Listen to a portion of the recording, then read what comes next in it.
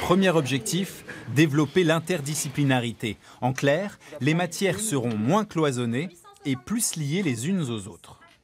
On peut mélanger de l'histoire et des maths parce que les deux disciplines, par exemple, concourent à l'apprentissage de méthodes de travail. Très souvent, mettre plusieurs disciplines ensemble, c'est se donner la possibilité de mieux apprendre les fondamentaux dont les élèves ont besoin. Pour ce faire, ces nouveaux programmes seraient étudiés non plus en une année, mais en 3 ans et par cycle. CP, CE1, CE2 d'abord. Priorité, maîtrise des langages et de la langue française. Cycle CM1, CM2, 6e ensuite pour consolider les fondamentaux et préparer la transition vers le collège. Cycle 5e, 4e, 3e enfin à l'objectif plus flou, préparer l'orientation des élèves notamment. Le tout doit développer l'autonomie des enseignants.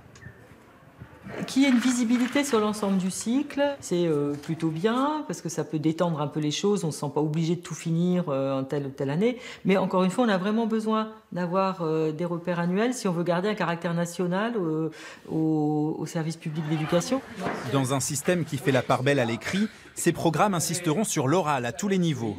Autre exemple, en histoire, l'enseignement chronologique ne sera pas oublié grâce aux grandes dates et aux grands personnages. Les professeurs ne sont pas opposés à cette réforme, mais ils se posent des questions. Si c'est sur 3 ans, ils changent souvent de professeur, on change d'élèves, on ne sait pas ce qu'ils ont vu avant, on ne sait pas si on ne va pas refaire quelque chose qu'ils ont déjà fait. Il faut qu'on ait les moyens aussi, déjà des temps de concertation, parce que en fait, travailler ensemble c'est bien joli, mais il faut avoir le temps de se concerter. Le corps enseignant devra encore valider cette réforme, entrée en vigueur prévue à la rentrée 2016.